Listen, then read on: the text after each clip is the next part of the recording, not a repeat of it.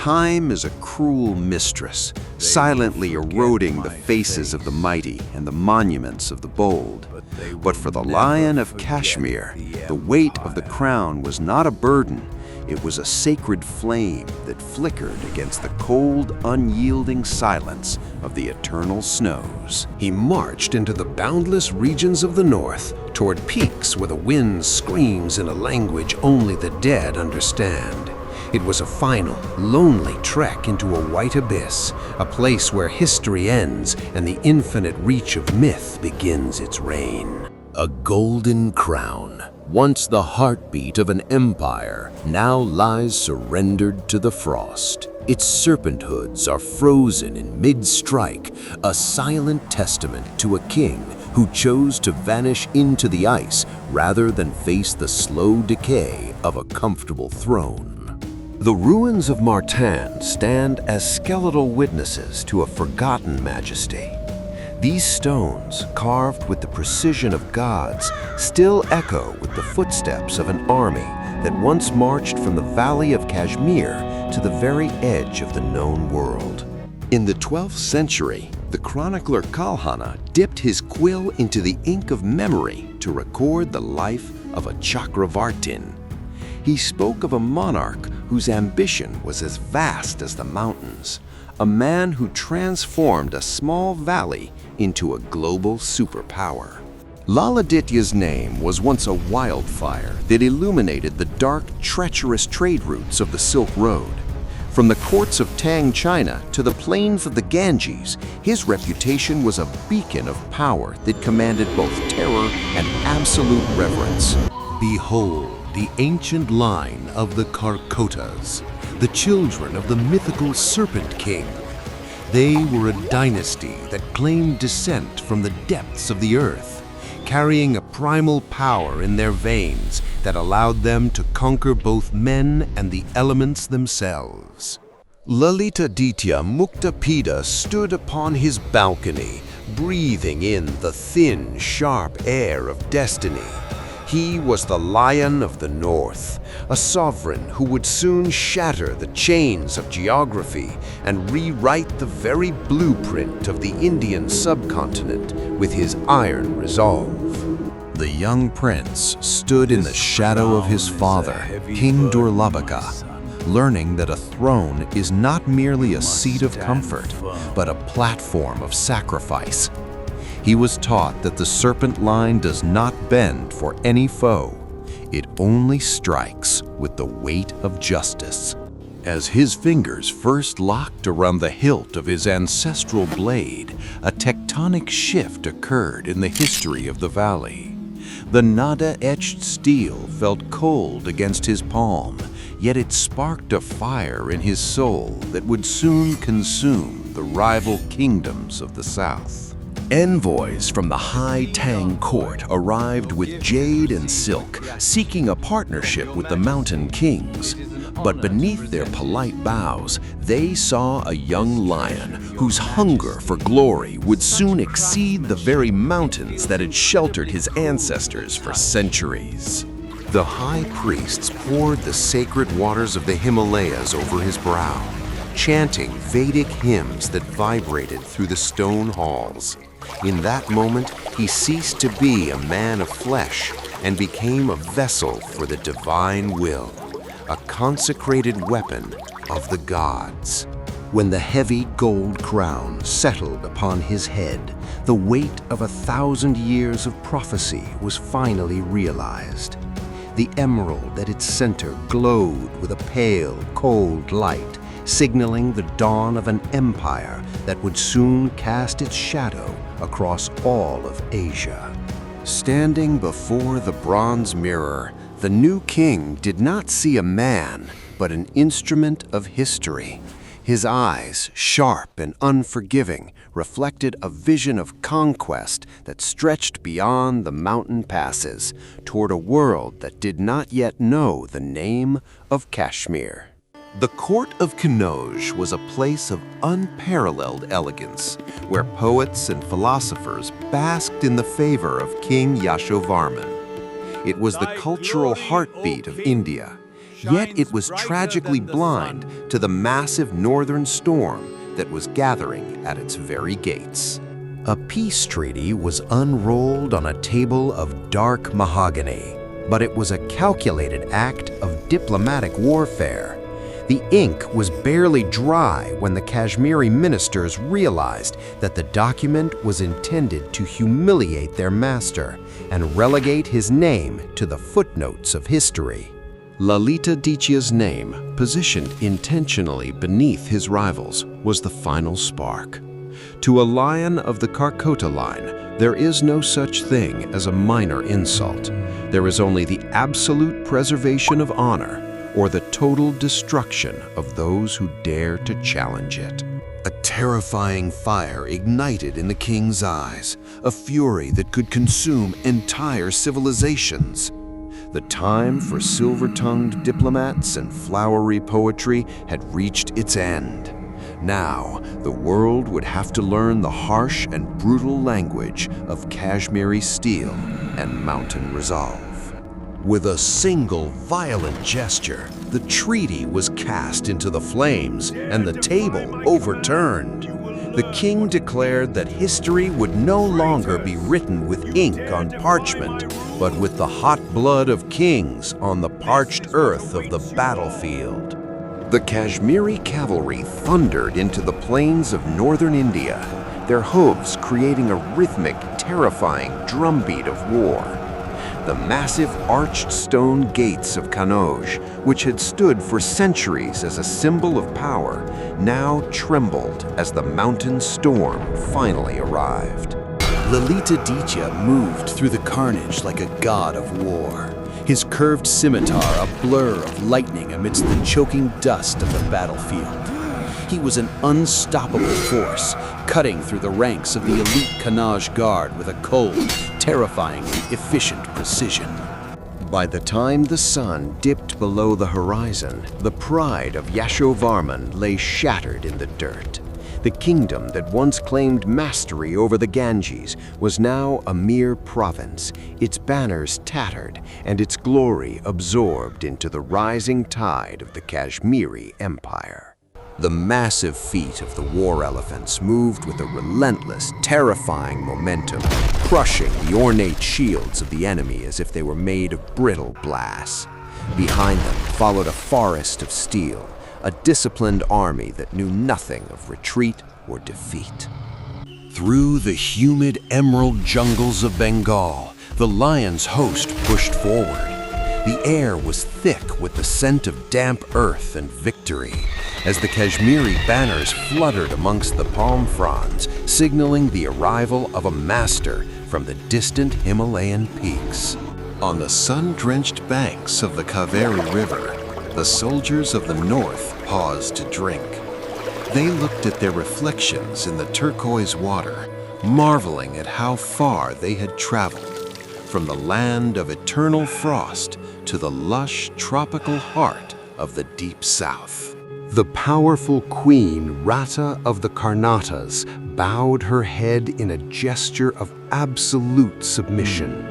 She realized that the shadow of the lion's sword was the only shelter left in a world that was being rapidly reshaped by the overwhelming power of the Karkota king. Standing at the edge of the crashing surf of the Bay of Bengal, the king realized that the ocean was not a barrier, but a vast blue gateway. His eyes turned toward the horizon, envisioning a naval power that would one day rival his dominance on land. Across the blinding white salt marshes of Gujarat, the Kashmiri riders flew like spirits of the desert. The dry, high-speed wind whipped their capes as they secured the western ports, ensuring that every trade route in the subcontinent now began and ended in the valley. Laden with the lustrous pearls of the southern seas and the looted gold of a dozen defeated kings, Lalitaditya truly earned his title of Muktapida. He was a monarch literally crowned with the spoils of a world that had tried and failed to resist his march. When the massive caravan finally turned back toward the mountain passes, they carried the soul of India with them. Carts filled with silver, silk, and sacred relics wound their way back to Kashmir, transforming the valley into the wealthiest and most influential hub in Asia. The Tang dynasty recognized a brother in the king of Kashmir, an ally who could hold the northern gates of the world.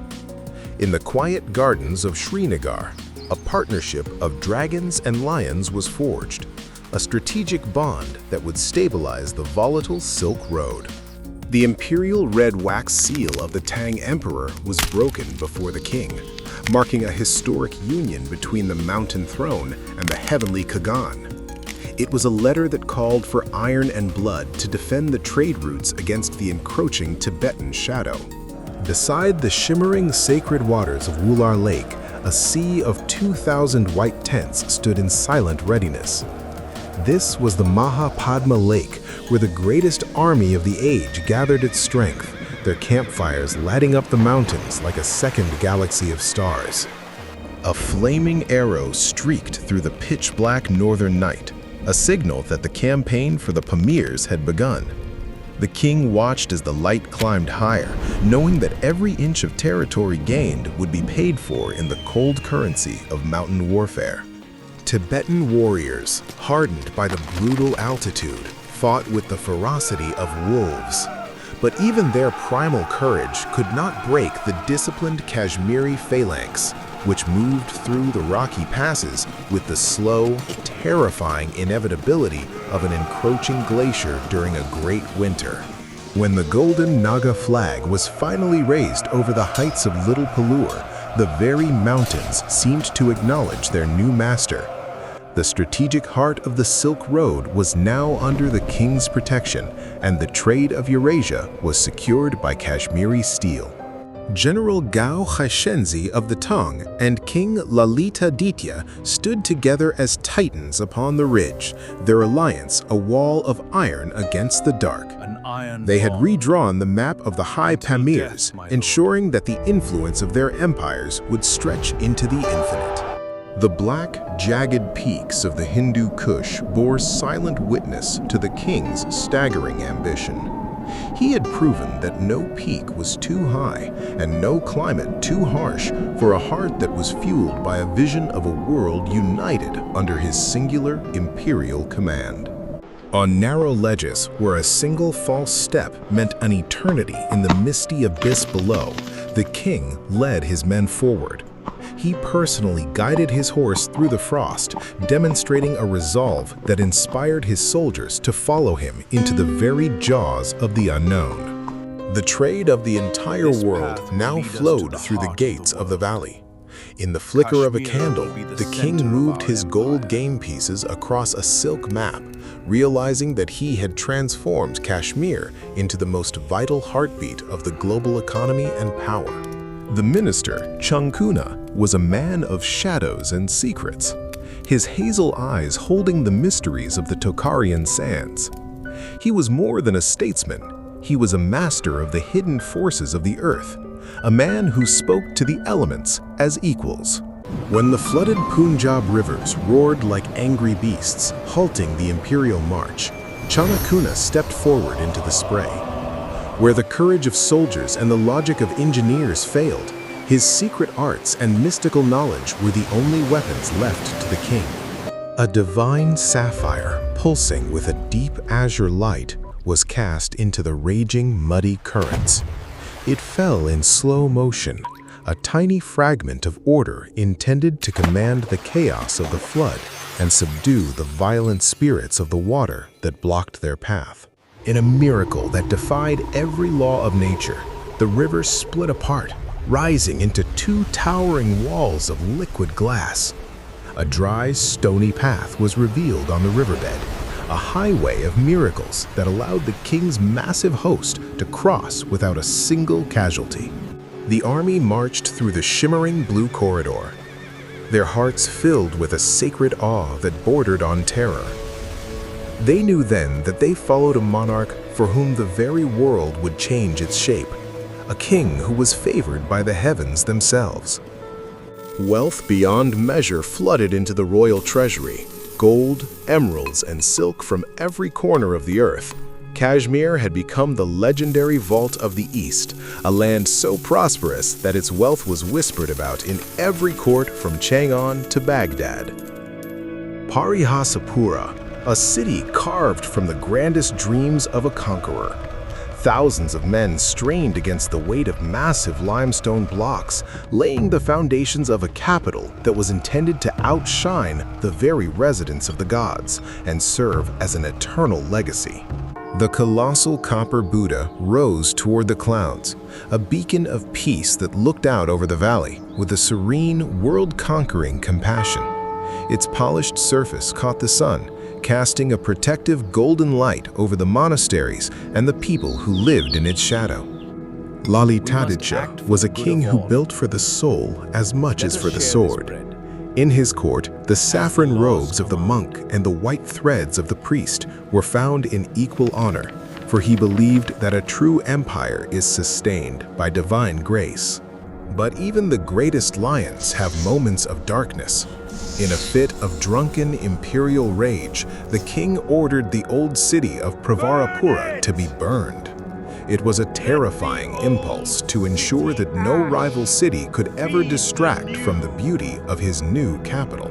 As the night sky turned a violent orange with the fires of his anger, the king realized that power without restraint is a flame that eventually consumes its master.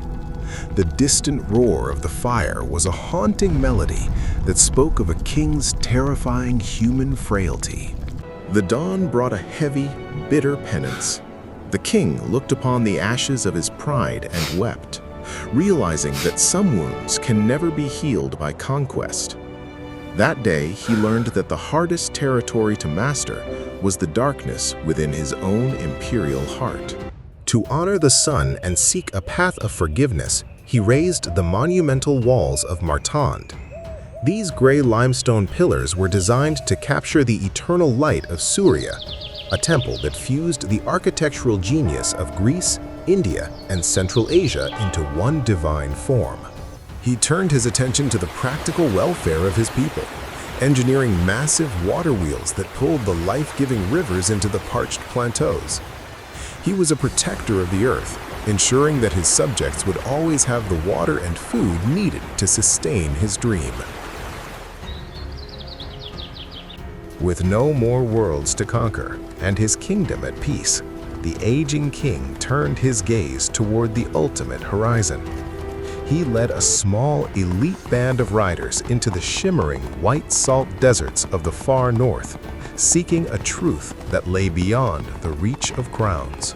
A messenger pleaded for his return, warning of the fragility of a throne without its king. But Lalitaditya's heart was already miles away, lost in the high, silent peaks where the voices of men are never heard and the politics of empires are nothing but dust. He looked back at the green valley of Kashmir one last time, a faint, peaceful smile touching his lips. He had given his people everything: gold, glory, and pride. And now, he had only his own soul left to offer to the silence of the high mountains. He walked into a catastrophic whiteout, vanishing into the storm like a flame flickering out in the morning light. He left behind no body to bury, only a legend that would grow larger and more powerful with every passing century of Kashmiri memory. Today, when the mountain winds scream through the high passes of the Pamirs, the people say the lion still watches over his valley. He did not die. He simply became a part of the snow and the stone, an eternal guardian of the land he transformed. Lalitaditya Muktapida, a king, a warrior, a builder, and a myth. The Lion of Kashmir, whose sun never truly sets upon the history of the world. His ruins still stand, and his name still echoes in the wind that blows through the heart of the valley.